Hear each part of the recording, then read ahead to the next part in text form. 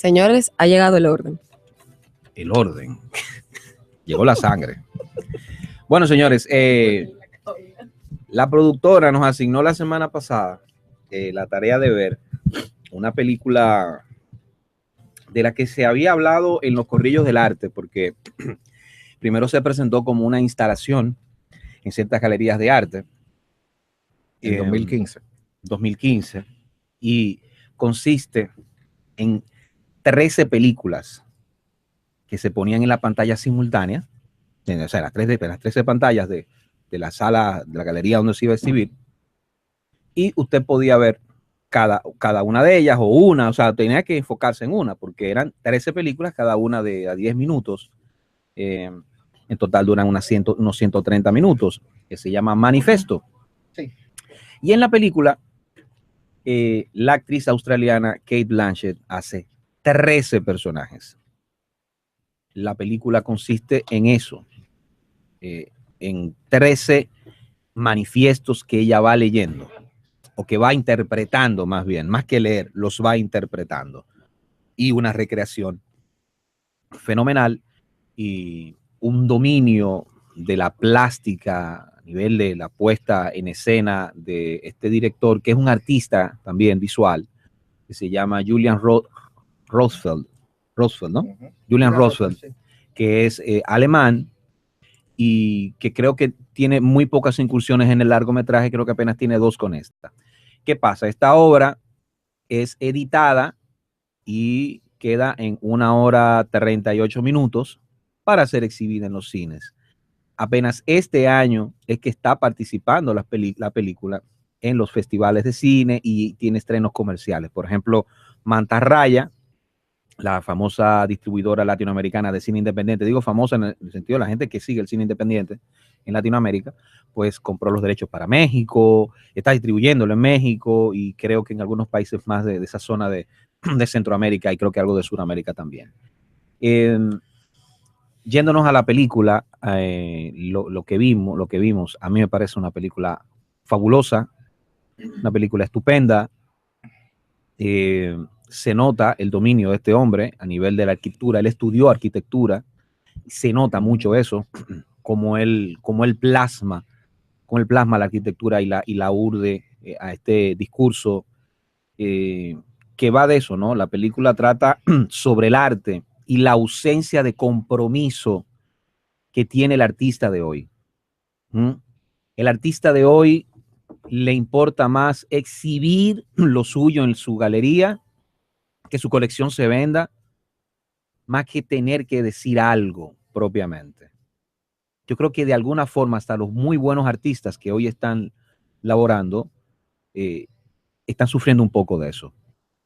Porque ya tú con tu arte plantear un discurso político, plantear una idea irreverente, rompedora, desafiante, te ven como un atrasado, te ven como un trasnochado, no te ven rentable. Con este tipo no hay profits, con este tipo no hay ganancia. Y yo creo que esta película es una vuelta a la utopía, que el arte necesita utopías. A mí no me digan que no se necesita utopía en el arte. Porque como bien decía Tarkovsky, cuando usted no va a tener, cuando se acaben los conflictos, pues no va a haber arte. Y el arte se alimenta de conflictos. Y los conflictos vienen dados porque usted cree en una utopía, usted cree en algo. Si usted no cree en algo, usted no puede hacer arte. Para mí es así. No. Para mí es así de sencillo. Y yo creo que esta película aboga por eso. Y qué bueno que gente como Julian Rosfeld hagan filmes de esta estatura y de este nivel. Así que es lo que tengo que decir de entrada de Manifesto. Tú sabes que como lo que me hizo sentir la película, cada persona tiene como una función dentro del universo humano. Y está el artista tiene una función también. Mucha gente dice, eso es loco ahí pintando y filmando, pero el artista tiene su función dentro de este universo. Y eso es lo que plantea la película también, que el artista debe ejercer su función para dar un discurso en la sociedad. No simplemente, por ejemplo, ahorita estábamos hablando de la Liga de la Justicia, pero está el cine también de peso, el cine como manifiesto. que te plantea incluso acabar con todo lo establecido en la sociedad. La película tiene un discurso fuerte. Empezar desde cero, prácticamente es lo que plantea. Eso me llamó mucho la atención, que él se arriesga a esto y se olvida por completamente de los proyectos que tengan que ver con el comercio. Eso me gustó muchísimo, esa parte. Es una película que yo diría que en cada fotograma tiene una belleza abrumadora, que es un efecto muy propio del arte en el ser humano, la belleza, ¿no? Y eso hace que, solamente con ese elemento, hace que la película sea disfrutable para cualquier persona. Sí. No importa que no entienda los monólogos, no importa que no entiendan el significado de los manifiestos que se están diciendo allí. No importa que no entienda una palabra, solamente con el visionado de esa belleza con que está hecha esta película, cualquier gente la va a disfrutar. Y si tiene las referencias, si maneja las referencias políticas y artísticas que hace la película, pues esa experiencia va a trascender al diario vivir de cada persona, por las cosas que se dicen allí. La película, como dijo Edwin, recoge, son 13 manifiestos. 13 manifiestos, uno netamente político, pero que está unido siempre al arte, que es el marxismo. Sí. El marxismo siempre ha estado unido al arte. Por eso decía ahorita, le decía a Luis, cuidado, que política, que el arte es manifestación política. Bueno, también. Y el marxismo. Sí, claro. Pero que también. Pero hace mezclas. Él mezcla muchas porque cosas. El manifiesto. Sí, claro, él mezcla más cosas, claro. En la lectura de un manifiesto o en la interpretación de un manifiesto, de una escena, él mezcla otras cosas. No, el futurismo, el manifiesto del claro, el político. Señores, el manifiesto del dadaísmo. También. O sea, el dadaísmo tremendo. Artístico, pero el futurismo es muy político porque Marinetti era un político. O sea, sí, era un tipo político y que trabajó y pasó del lado del Duce. Él empezó siendo miembro del Partido Comunista, igual que el Duce, que Benito Mussolini, y se pasó para la más extrema derecha. Que eso pasa también, cuando tú estás de extremo a extremo. Si tú eres un comunista recalcitrante, pues muy probablemente, si llegas al poder, hace un ejercicio del poder, te pasa para la derecha más extrema. De una vez. No hay más capitalista con eso. Pero tampoco te ceda. Con lo de la película ya estrictamente cinematográfica, repito, es una película disfrutable para cualquier persona porque va a apreciar la belleza que hay en ella. Muchas referencias cinematográficas, ahí podemos ver. A mí en las tomas aéreas me evocó mucho el cine de Belatar. Sí. Esos recorridos, lentos, sí, ¿no? Que hacen.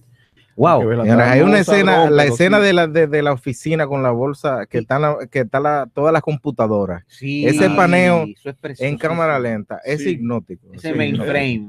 O el del bajado de la espiral de la escalera. Que vuelve, o sea, todas las escenas son totalmente hipnóticas. También, disculpa, Maracayo, y haciendo énfasis ahí, yo nunca había visto en el cine un uso tan adecuado y buscar una vuelta tan artística al dron.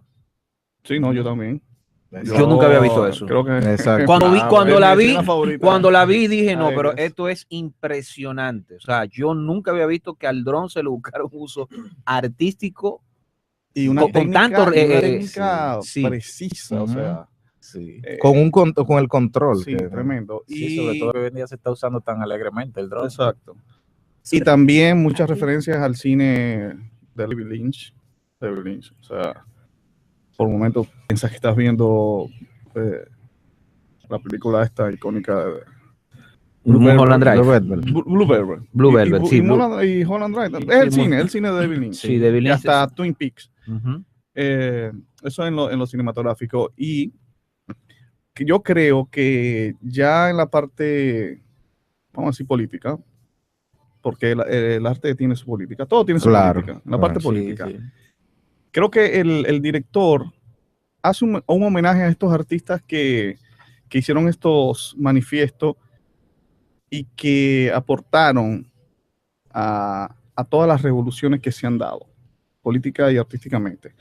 hace un homenaje a ellos sin comprometerse con ninguno de No, ellos. no se compromete con ninguno porque lo expone y les da la misma Sí. estatura. Y además, como está contando, Ujú. la técnica que él usa a través del cine es contradictoria a muchos de esos manifiestos. Claro que Sí, sí. sí, sí. Claro que sí. No, El sí, situacionismo, por ejemplo, Exacto. no quería nada El con un dadaísmo. cine. No quería el situacionismo. Te voy a decir el situacionismo que quizás que era una negación de todo eso. Sí. El situacionismo no quería nada con la plasticidad ni con la belleza. Exacto. Absolutamente nada. O sea, Guy Debord hubiera visto ahora esta película, hubiera vivo, se mató, creo que a los 40 y pico de años, 49 años. Él hubiera visto eso ahora, el líder de ese movimiento, y lo quema. Claro. Lo quema la película y hasta se atreve a matar, a cuchillar a Jonas Roosevelt y a cortarle la cabeza a Kate Blanchett. Sí, Claro. así de Y sencillo. lo más evidente, Sí. la escena del manifiesto del Dogma 95. Del Sí. dogma. Sí, Sí, esa es la escena que más, Sí. que a nosotros, por ejemplo, a que nos somos cinéfilos, creo que es la que más nos hace eco. Ujú. Y a mí me llegó muchísimo eso, porque desde que conozco ese manifiesto, ese pequeño manifiesto que deslizó Jim Jarmusch a principios de los 2000, creo que fue por ahí 2002, 2003, que él lo dijo, y eso cambió mi vida. Sobre todo mi forma de ver el cine y de ver el arte. Claro, te dio una justificación moral. Sí. Allá voy yo. Le dio una justificación moral, ya Sí. roba Ok. sin tener Sí. Pero remordimiento. Pero Sí, doy claro. los créditos, ¿eh? Pero ya se va hasta Godard. Sí, Digo, sí, no, no, por y eso ahí digo él mezcla. que no ahí solo mezcla. se queda en el dogma, él mezcla Claro, muchas cosas. por eso como un solo manifiesto. comienza con Sí. Nothing is Original Exacto. y va con el dogma. Sí. Y mete otra cosa. Él también va a otro más, o algo no recuerdo. Sí. Pero vamos arriba entonces. Dele ahí. Ok, gracias. Sí, los que mezcla son tres manifiestos, específicamente el cine, para concluir sobre ese. Es el escrito de Nothing is Original, que todos lo conocemos, todo es auténtico, nada es original. Es el dogma, la descripción dogmática de los escandinavos en el 95 y unas expresiones de Werner Herzog. Hay unas expresiones de Werner Herzog que están recogidas y puestas en el trabajo, perdón. A mí me parece igual que a ustedes una tremenda película, es una obra muy superior a la mayoría de las cosas que he visto este año, quizás. Bueno, no me voy a apresurar, pero sí es de lo mejor que he visto en este año, sin dudas. Como comentaba Edwin, nace como una instalación, por lo que yo no considero que el orden secuencial que tienen cada uno de los capítulos tenga un sentido. Yo creo que más bien debemos verlo como un desorden formal y que el orden secuencial que tiene sencillamente es porque tiene que estar uno delante del otro. A excepción de los manifiestos que abordan el tema del cine, el cual yo creo que está puesto de último por una razón. Primero, estamos viendo cine, ¿no? El medio que está utilizando, la herramienta es el cine. Y segundo, la metáfora muy poderosa que utiliza en ese capítulo en específico. Y es que, como vimos, por ejemplo, cuando habla sobre el manifiesto dadaísta, lo hace en un funeral, ¿no? Y donde habla sobre la muerte del arte. Y ahí hay una metáfora. Sí. Y también rodeado de figuras geométricas y muchas cosas. Cuando habla del manifiesto del cine, se dirige a un kindergarten. En una escuela. A unos niños. Sí. A unos niños, ¿no? Como formando desde el principio. Y yo creo que de el adoctrinamiento. Sí. Exacto. Y yo creo que de todos los medios que aborda, los medios artísticos que aborda esta película, el cine debe ser el más joven. El cine tiene cientos y pocos años. Y esta revisión política, ciertamente tiene una revisión política y más profundamente artística de todos los manifiestos que hace este trabajo, nos está invitando, nos habla directamente a nosotros, a los que vemos cine y a los que hacen cine. Yo creo que le habla más al artista que a quien aprecia. No, es que va al artista. Es al artista. Entonces, en primer lugar, va al artista. Porque es que Sí. hace eso. Nosotros como espectadores tenemos que exigir. El trabajo de nosotros como espectadores es exigir eso. Claro. que hace Julian Rothfeld. Exactamente, ahí voy. Es una exigencia al artista a pensar. Es una exigencia al artista a crear. Y nos lo está diciendo claro, ¿no? Como dice, como creo que decía Edwin o Maracay, yo no recuerdo cuál de los dos abordaba, en esta sociedad moderna donde todo va tan rápido y todos se apresuran por hacer y por entregar y por proyectar y por exhibir, nadie se toma el tiempo para pensar. Nadie se detiene a pensar de la manera en que lo hacen los autores de cada uno de estos manifestos. Bresson con su manifiesto surrealista, Tristan Tzara con el manifiesto Dada, Huidobro con su creacionismo y otros manifestos. Y esa escena recurrente que vemos una y otra vez de la espiral, una toma en contrapicado mirando una espiral hacia abajo en un movimiento circular donde te da la sensación de que de la metáfora eterna del downward spiral, ¿no? O sea, espiral hacia abajo, hacia dónde vamos como arte, hacia dónde vamos como cine, hacia dónde nos estamos dirigiendo. O sea, acabamos de analizar una película como La Liga de la Justicia. ¿Hacia dónde nos estamos encaminando? ¿Dejaremos que nuestro medio artístico tome ese camino, este medio artístico joven, este medio artístico en el contexto global, en el contexto histórico, aún naciente, aún muy joven, aún inmaduro? Y esa metáfora yo la encontré muy poderosa y me afectó mucho, como ella le habla a niños, le está diciendo a niños y le está dando instrucciones de movimientos, de pensadores que no son eternos, que tuvieron su fecha de caducidad, que sucedieron, pero le están dando instrucciones cinematográficas. Y concluir con ese capítulo y luego con un breve epílogo, yo creo que quizás sea el único que tiene un sentido más profundo. El único sentido de esperanza que tiene este trabajo, pero precisamente en la escena que sucede al largo adoctrinamiento, que son los niños en cámara muy lenta, que eso nos evoca, y eso es una evocación directa a los trabajos que ha hecho Lars von Trier en su Anticristo, también en ¿cómo se llama? En Melancolía. Esa cámara súper lenta, ese movimiento de los niños jugando, celebrando, es como decir, bueno, el arte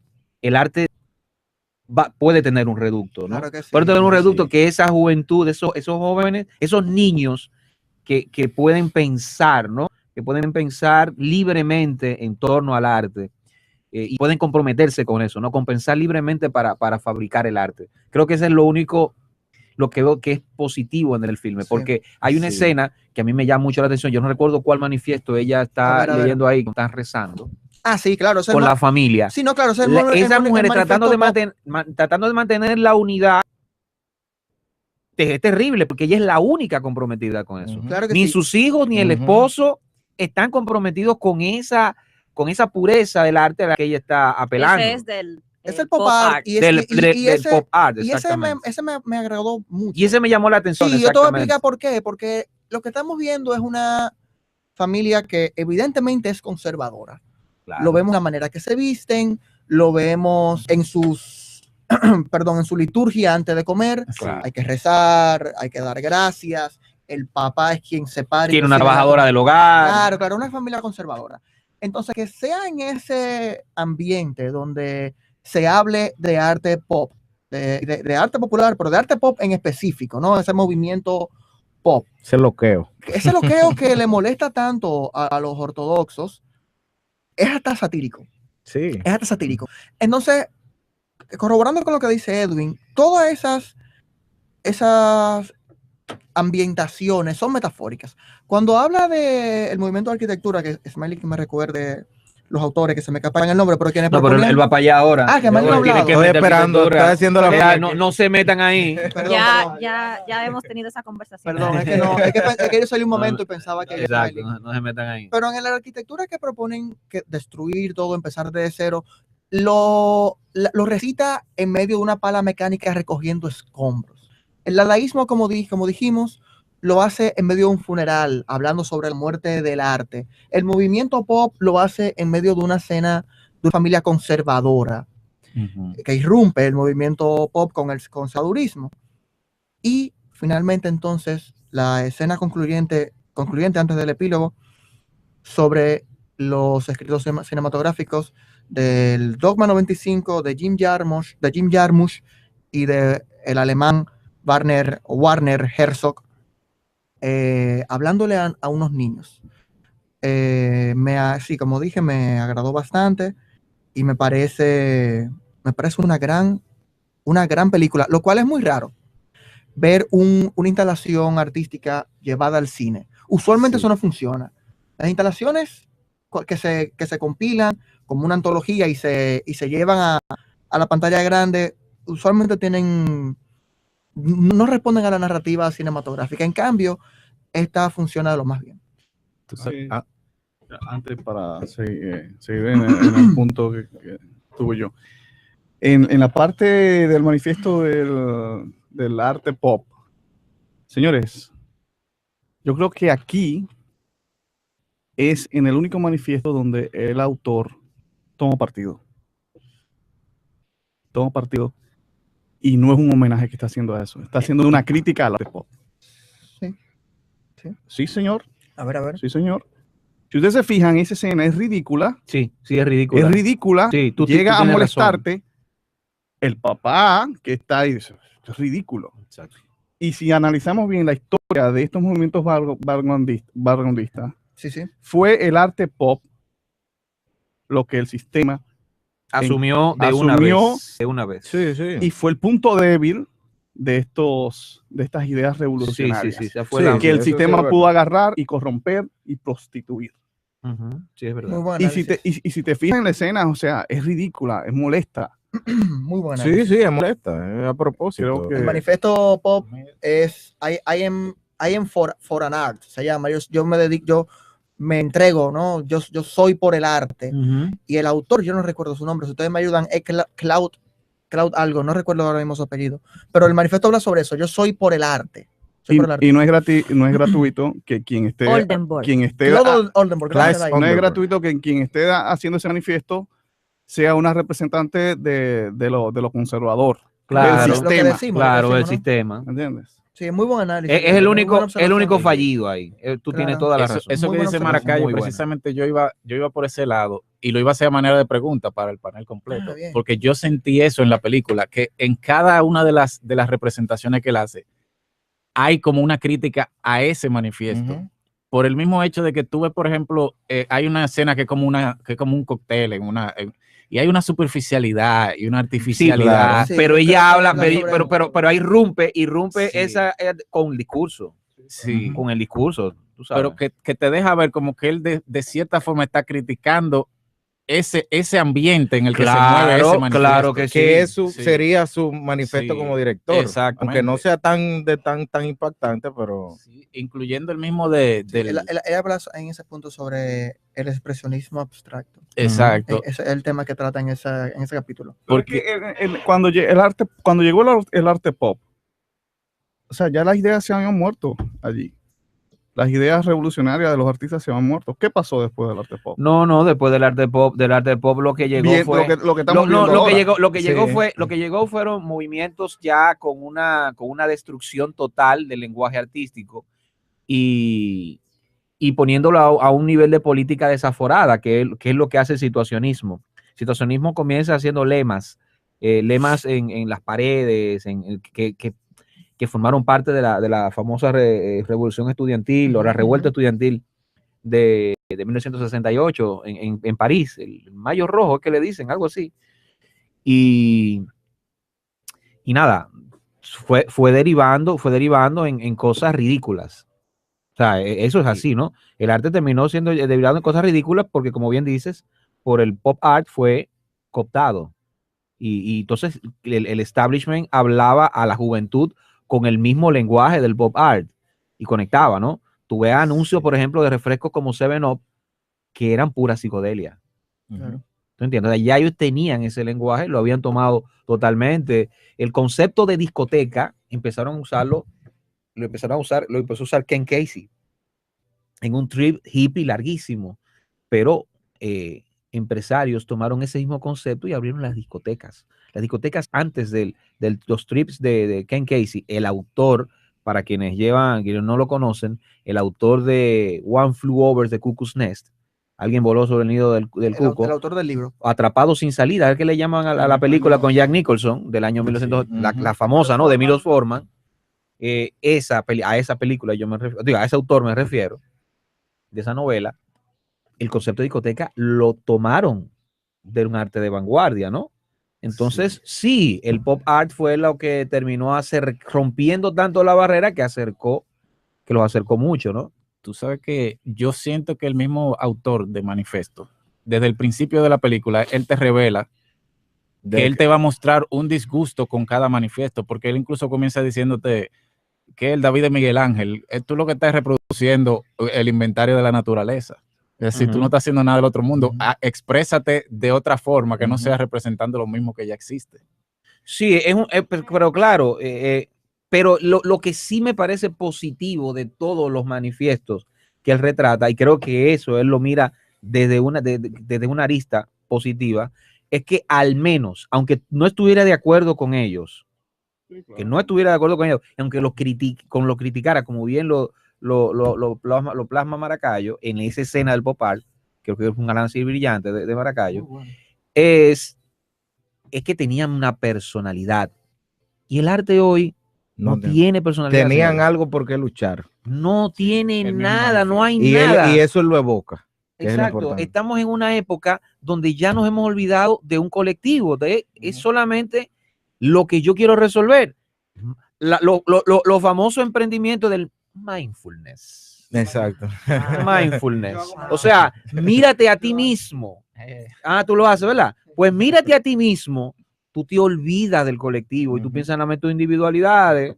De hecho, la palabra manifiesto está desfasada. Sí, es una palabra que esa palabra no se usa. Pero es que todos los términos... En sentido general es una ideología análoga en un medio digital. Pero ¿no? ¿por qué hablaba ahorita de Superman? ¿Y por qué hablábamos ahorita de los Superman y de otra mierda? Y te estaba diciendo que el bien y el mal. Porque cuando tú tienes ese principio del bien y el mal, ese tipo de ideas, cuando las manifiesto, ya están en desuso, porque ya nos han dinamitado demasiado lo que pensamos un poco así. Nos ponen como locos, nos tildan de desfasados y nos ven peligrosos en todos los círculos, señores. Señores, nosotros somos unos parias. Nosotros estamos aquí hablando este domingo, somos unos parias. A nosotros no nos invitan a los sitios ni a las vainas, porque ellos saben que cuando hay algo mal, uno le va a entrar con todo. Pero muy social también. Mira, sobre la película, en cuanto... Aparte ya importante la dejamos de En cuanto a... ¿O tú quieres hacer el paso de Diana? No. Que hable el bueno, ya empecé. Vaya con los espacios. No, la parte de en cuanto a narrativa de la película, que aunque quiero aclarar eso, aunque tú dijiste que sí, que una persona la puede disfrutar, hay que tener claro que una gente que vaya buscando una historia lineal, con una narrativa convencional, no va a disfrutar quizá tanto la película, porque son viñetas específicas de estos manifestos y lo que él quiere decir. Yo lo digo pero visualmente, sí, por la parte estética, sí, te pierdes. Sobre eso, Julian Roseberg, como él estudió arquitectura, se nota muchísimo el uso del espacio en sus trabajos. Y en el episodio principalmente que habla sobre arquitectura, él lo que hizo fue tratar de plantear la revolución que hubo en la arquitectura a partir del siglo XX. Antes del siglo XX, el arte estuvo controlado por la Iglesia Católica, o sea, a través de la historia. Entonces, todo el artista era utilizado para... a la favor y al uso de que ellos le quisieran dar. Por eso es que ustedes veían todas estas, el arquitecto antes funcionaba prácticamente en términos artísticos mayores para hacer iglesias. Cuando tuve la arquitectura de esos periodos clásicos, toda la arquitectura importante y que magnifica de alguna manera el trabajo es iglesia.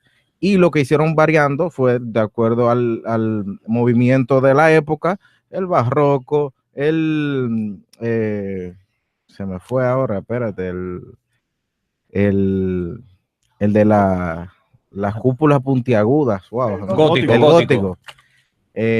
Todo eso fueron variaciones, el Renacimiento, todo lo que cambiaban eran que el rosetón ahora va a ser de esta forma, que las cúpulas van a ser de esta forma. A partir del siglo XX vinieron un grupo de arquitectos, muchos alemanes, que por eso él se siente muy identificado, principalmente con Bruno Todt, que hizo el manifiesto en 1920. Y esos arquitectos dijeron, la arquitectura tiene que ser más de ahí. Nosotros no queremos estar siendo iglesias, nosotros queremos hacer una arquitectura funcional, que vaya a la gente, que la gente la utilice de cierta manera. En esta época en Alemania principalmente hubo un conflicto porque había arquitectos modernistas, que son muchos, lo que la mayoría conoce como Mies van der Rohe, Walter Gropius, que tuvieron que luego de la guerra irse a Estados Unidos y por eso vemos mucha influencia en eso. Y este señor que era Todt, que decía, ok, yo soy del grupo de usted, por eso casi nadie lo conoce, pero yo no puedo poner un edificio blanco entero, yo necesito color. Incluso hay una frase famosa de Le Corbusier, que es uno de los arquitectos más importantes de la historia, que decía, pero es que Bruno Todt como que no ve el color, él como que está... Entonces, por eso, él hace este manifiesto que dice que nosotros somos más que una arquitectura al servicio de instituciones, ya sea políticas o religiosas como la iglesia, y empieza esa revolución. También él se va a una parte que es el modernismo, que es con Venturi, que es un arquitecto famosísimo norteamericano, que también hace esos planteamientos del modernismo, y que también le daba duro a la arquitectura minimalista modernista, y él decía, una frase famosa de Mies van der Rohe es menos es más, y él decía menos es aburrido. Entonces él trataba de quizás no llegar a esos aspectos clásicos y con esa sobrecarga, pero sí mezclaba cosas en el postmodernismo que traía de ahí. Y también le mete el padre en ese manifiesto en conjunto, le mete, que es donde que podemos ver en la escalera y eso, que es el padre del futurismo en arquitectura. Se me va el nombre. Le voy a decir. Marinetti, sí, no, la arquitectura. Marinetti era un poeta. Pero en la parte formal, exacto, la parte formal el era de la arquitectura futurista. Él abogaba por la destrucción de esa arquitectura. Sí, claro, de esa arquitectura del pasado, porque él decía que Italia, porque él era italiano, sí, exacto. Italia estaba haciendo... Marinetti, sí. No, Marinetti era egipcio. Pasa que será de origen egipcio, pero él recibió... Bueno, Marinetti será de origen egipcio, pero el apellido es italiano, ¿eh? Bueno, hizo vida en Italia y él por lo que él abogaba era por una pureza del italiano, por expulsar, incluso expulsar a los inmigrantes en Italia, que él entendía que lo estaban infectando todo, y por eso él proponía una revolución integral incluso desde lo arquitectónico y pasando por el arte. Sí, por eso el italiano, que el futurismo es totalmente italiano. El padre se considera Antonio Sangelia, se llama. Ajá, exactamente. Y él, él también hizo un manifiesto. Creo, no estoy seguro, pero como son contemporáneos, seguro de la mano del futurismo, porque el arte siempre va a ser así. La ideología del futurismo pasó al arquitecto. Los arquitectos sintonizaron con eso. Y el arte, como todos sabemos, los movimientos se unen. O sea, el que afecta a la literatura, afecta a la arquitectura, o sea, es un conglomerado de artistas que tratan de mantener una visión. Y creo que ahí la película lo que hace es eso, principalmente en tiempos como estos, que nosotros tenemos que pensar en qué arquitectura estamos haciendo, en relación al planeta. Ya el problema del arquitecto de hoy día es qué vamos a hacer para afectar lo menos posible al planeta, porque nos hemos dado cuenta que lo hemos destruido y hemos sido los causantes. Entonces, ¿qué vamos a hacer? Hay que tratar de pensar en esa revolución verde o de utilizar los materiales necesarios para hacer el impacto menos posible, porque estamos acabando con el planeta. Diana. Señores, estamos hablando de Manifiesto. Exacto, una película de Julian Rosfeld del año 2015, pero que se ha estrenado recientemente en muchas salas de cine, y véanla como puedan. Sí, sobre todo véanla como puedan. Véanla como puedan. Está ahora mismo en la Museo de Imagen y Movimiento de la República Checa. Ok. Estará ya hasta el 1 de enero del 2018. Lléguense a la República Checa. Por ahí. El que pueda ir. ¿verdad? Si sale ahora, yo creo que llega. Le da tiempo. Me gustó mucho porque aborda todos los aspectos de lo que uno siempre analiza del arte. El arte como creación, el arte del que la recibe, el arte del que la vende, el arte del que ni uno ni lo otro, pero se jacta de que sabe. Por ejemplo, el manifiesto de la CEO, que ella está recibiendo sus invitados y ella da un discurso súper profundo sobre esa obra y todo ese esfuerzo que ellos han hecho para apoyar y toda esa cosa. Te refleja un poco de la falsedad del espectáculo, de también ese reconocimiento que ustedes mencionaban en todo este minuto que estamos hablando, de ese reconocimiento que se persigue ahora, de la inmediatez, del aplauso, del que yo quiero que la gente me conozca y sepa lo que yo hago. Y en esa parte creo que fue el director más crítico. Y me parece que es una película que ya lo que ustedes dijeron complementa suficiente. No, y también hay algo que es una observación muy interesante, y también es a la danza. También a la danza le da lo suyo, ¿no? Habla de una revolución, ¿no?, en la danza. La bailarina esquemática, exigente. Y con un acento bien europeo, y eso no es gratuito, no es fortuito. Sí, un acento ruso. ¿Por qué? Porque esa revolución de la danza, y esa revolución incluso en el video, en el performance, porque es una revolución performática, no solamente de la danza del salón o de la coreografía de un teatro, salió a las calles, y ese es el manifiesto que lee ahí, que ella interpreta con ese acento, es el movimiento Fluxus, que el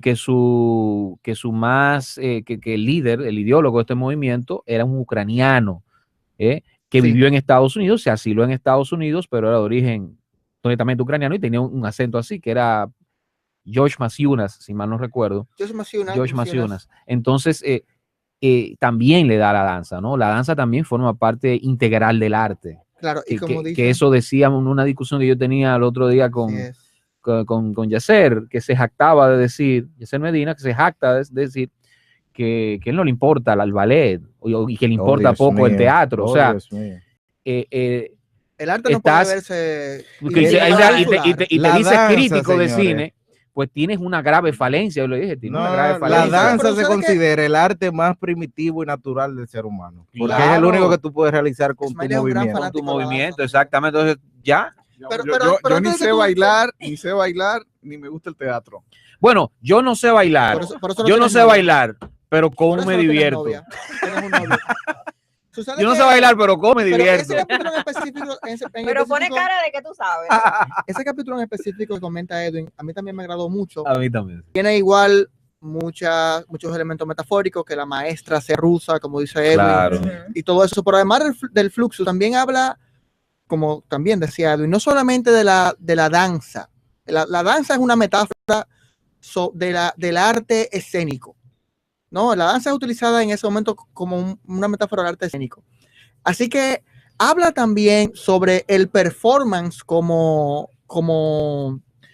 tan controversial aquí en las bienales, que siempre sí, aquí en las bienales los performances son mal vistos. Una resistencia del conservadurismo. Hay algunos que me parece que bordean lo ridículo. Yo tampoco voy a decir que soy adepto a todo tipo de performance. Pero censurarlo con medio artístico. No, pero nunca censurar ninguna corriente. Uno de los performances más legendarios y de un representante de ese movimiento genuino era del estadounidense, pero coreano-estadounidense más bien, Nam June Paik, que se llama Magnet TV.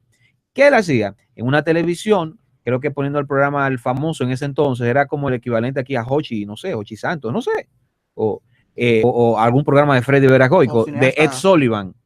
Programa de Ed Sullivan, le ponían un magneto, o sea, un imán, y la imagen se deformaba. ¡Wow! Movía para acá, se convertía en otra cosa. ¡Wow! Lo movía para otro lado, se convertía en otra cosa. Y ese Magnet TV es una crítica directa, ¿no?, a la televisión y a la cosificación de la imagen televisiva. O sea, esa es como la punta de lanza del movimiento Fluxus en el arte audiovisual. Y no lo digo gratuitamente, señores. Nam June Paik era un tipo que hacía un arte comprometido y arriesgado. Para que tengan una idea, en diciembre de 31 de diciembre del 83, para el 84, se hizo en una cadena televisiva, sobre todo en canales de cable en ese entonces. Ahí tú lo podías ver, y la gente que tenía un sistema de parábola, o sea, que los ricos de aquí, quizás 2 o 3 de los juqueados de la familia, de la oveja negra, quizás lo vieron, hicieron una transmisión que se llamaba Good Night, Mr. Orwell, donde él hizo una videoinstalación de algo más de 1 hora. Y ahí tú veías de todo. Cosa buena, cosa mala, pero cosa revolucionaria también. Ahí tú ves una entrevista, era como eso mismo, como una serie de canales que se iban metiendo. Y tú veías ahí alguna lectura de un manifiesto, y también tú veías a John Cage, que es el compositor, ¿no? Revolucionario del siglo XX, vamos a decir, el dadaísta, todo lo que estamos diciendo en la música fue John Cage. Es como el revolucionario, ¿no? Y de John Cage podemos escuchar música de película, por ejemplo, en Shooter Island, para que tengan una idea. Y él, Nam June Paik, dirigió esto Good Night, Mr. Orwell, previendo, ¿no?, en la locura que se había vuelto este mundo de la imagen y este mundo en sí en la novela de 1984. O sea que él hizo una representación visual de 1984 sin ser una adaptación cinematográfica, que por cierto, la adaptación cinematográfica deja mucho que desear. No sé si ustedes la han visto o la recuerdan. Y a propósito de eso, claro, eso en el aspecto del videoarte, que también es una de las artes contemporáneas, de las manifestaciones artísticas contemporáneas que son excluidas o pretenden ser excluidas de nuestras bienales. Pero despreciada por gente de talento. Nuestro querido profesor Carlos Pineda no quiere saber de eso. No quiere saber, claro. No quiere saber del videoclip. Pero que, uno te trata de explicar, pero profesor, hay videoclips que son deudores de esta vaina. O sea, es lo mismo que Man Ray, es lo mismo que Hans Richter. No, ya que tú le mencionas en TV, ya ve a tomar por culo. Cada vez que irrumpe una manifestación artística nueva, recibe hay resistencia. La resistencia que recibe todo lo heterodoxo. Los conservadores no son de eso. Y aquí pero me sorprende porque él no es un tipo conservador. Pero nada. Aquí se manifiesta mucho. Pero concluyendo sobre el performance, que Edwin comenzó a hablar sobre el video art, que es otra manifestación artística, pero sobre el performance en específico, el manifiesto que se lee en el capítulo de la danza es un manifiesto, se llama así, el manifiesto del performance, y lo escribió un señor que se llama Kurt Switcher. Kurt Switcher, que como decía Edwin, y junto al performer que Edwin comentaba, es uno de los grandes íconos arquetípicos en la historia del performance, y quien fue que causó la revolución en el performance, invitando, como dice en el mismo capítulo, a la utilización de distintos elementos, que no solamente el performance sea una recreación visual hecha por un humano, sino una interacción del humano con su entorno, una interacción del humano con el medio y una interacción del humano con las herramientas que tiene a su disposición o a su alrededor. Y es cuando comenzamos a ver performance, o comienzan las galerías de arte moderno a ver performance que involucran el uso de materiales ajenos al cuerpo del humano. Bien, miren todo lo que hemos hablado, todas las conversaciones que han salido a raíz de esta película, y da pena, y es una pista de por dónde vamos. Cuando usted en todos los medios que busca esta película manifiesto, periódico, internet, todo, lo único que hacen publicidad es en la gran actuación de Cate Blanchett. Sí. Es lo único, y en la mayoría de los títulos de la noticia está el nombre de ella. Y entrevistas a ella, que están muy bien, está muy bien. Sí, pero esto va más allá. Va mucho más allá, pero ella está perfecta. O sea, y quien este programa queda grabado, yo invito a que lo revisen. También Edwin tiene que recomendarle un libro para que entiendan más o menos para que los manifiestos artísticos. Sí, para que comprendan más a fondo este documental, este trabajo, perdón, dije documental. Bueno, para mí me voy a suscribir a todo a lo que decía el gran Fritz Lang. Todo cine es documental. Cuando, o sea, él se refiere a Se- que se- toda se buena está- película, Se está documentando la realidad. toda película en sí misma es un documental. Entonces, lean este libro, El puño invisible de Carlos Granés. Lean este libro, yo les recomiendo que lo lean primero y después vean Manifesto, porque así creo que tendrán un disfrute más amplio de la película y van a contraponer incluso ideas, porque el ensayista Carlos Granés, en esencia, no estoy de acuerdo con lo que él dice, como él concluye entonces, ¿no? Yo no estoy de acuerdo con lo que él dice, porque él me está matando la cosa. Yo entiendo las razones y yo entiendo que la práctica, A mí me yo- puso a pensar mucho. yo sé que te pone a pensar, Me puso pero a dudar. el problema es que lo que se busca a posteriori es desactivar la ideología izquierda. La ideología de la izquierda. Sí. Carlos Granés vive en España. Carlos Yo Granés creo que eso pone la razón. Carlos Granés pertenece a ciertos lobbies. Es muy aupado por Mario Vargas Llosa. Yo ese tipo de cosas no la puedo dejar de lado. ¿Estás entendiendo? Yo ciertas cosas no la puedo dejar de lado. Porque tú leíste La generación del espectáculo de Mario Vargas Llosa. Va por esa tesitura, papá. Es muy cierta. Pero Mario Vargas Llosa a mí me está diciendo esa maldita vaina cuando él sale en Hola con Isabel Presley. La vedette, ¿Eh? la literatura. Dime, ¿tú crees que yo te voy a creer aquí, Mario Vargas Llosa? Entonces, ahí lo veo con cierta, tú sabes. Es la Lo que civilización sí del respeto de espectáculo. Carlos Granés, que un intelectual, es un tipo que se dedicó a estudiar eso y a sacar sus aristas. Es una visión muy crítica del arte.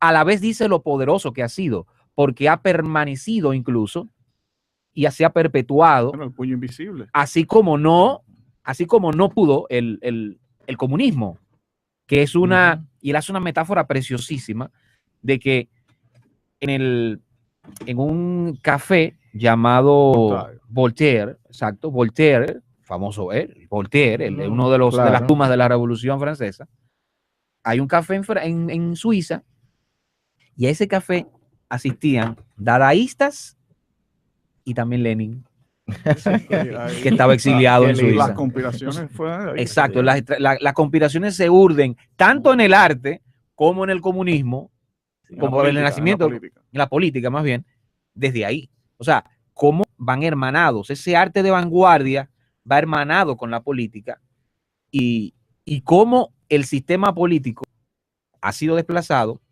y permanece la vanguardia, claro, contaminada, cooptada. La vanguardia permanece totalmente manipulada. Claro. En eso sí le doy razón. Claro. Pero no le doy razón porque hay películas como esta que son señales de resistencia. Si yo me acojo a lo que me dice Carlos Granés, sobre todo en su epílogo, pues yo dejaría de hablar aquí. Yo dejaría de hablar aquí, yo dejaría de comentar esto y sigo mi vida normal, ¿no? Y me uno.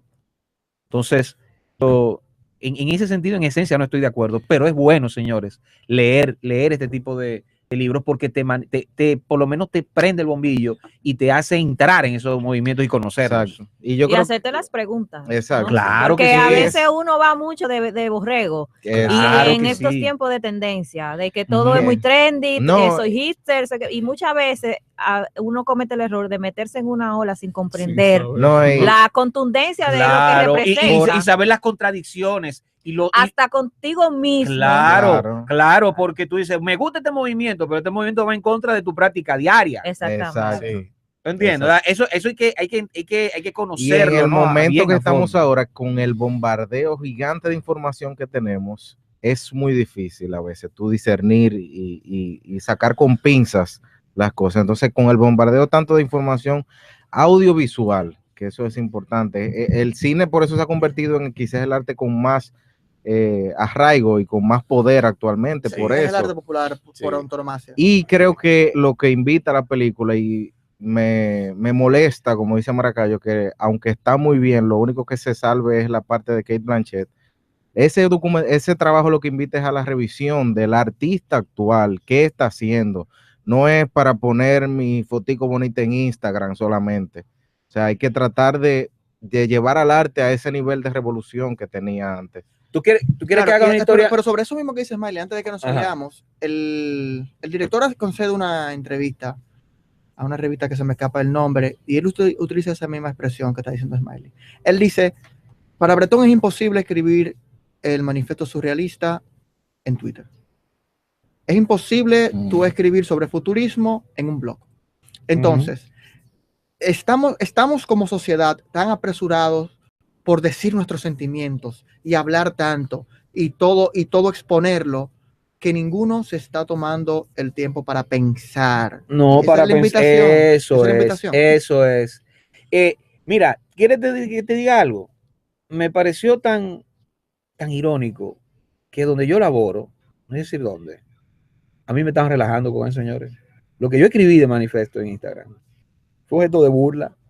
Te hicieron bullying. Le hicieron bullying. Mobbing. Porque este es acoso laboral. Voy a tener que leer. Me hicieron mobbing y yo no hice más que reír. Me reí mucho. Me reí mucho porque me reí mucho con ellos y les decía, bueno, señores, miren, yo tengo un tamaño de un público. Tú sabes el discurso que uno tiene, ¿no? Entonces, ya sabes a quién voy dirigido, ta.